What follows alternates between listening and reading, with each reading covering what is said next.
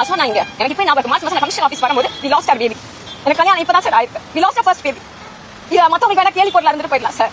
இது எனக்கு அப்படி கிடையாது. வயிற்றில் பேபி இருந்துச்சுன்னா அதை பார்த்துக்கிடக்கூடிய கடமை உன் புருஷனோட கடமையும் உன்னோட கடமையும். நீ எங்கே நிற்கும் அங்கே சொல்லனா, நான் அங்கே வந்து இறங்கி அடிப்பேன், நான் அங்கே தான் டேரா அப்படின்னு சொன்னது நீ.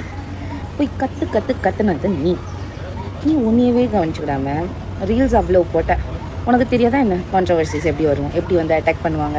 நீ பிக் பாஸில் இருந்திருக்க, பிக் பாஸ் நீ அவ்வளோ கெட்ட பேர், நீ எல்லா கான்ட்ரவர்சியும் தாண்டி தான் வந்திருக்க.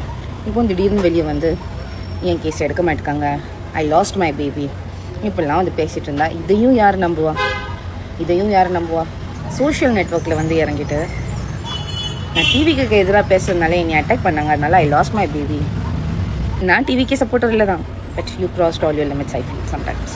மேலே உண்மைக்குமே தப்பு இல்லைன்னா அந்த நீதிமன்றம் பதில் சொல்லும். அதே மாதிரி if you really lost your baby, I am sorry for that.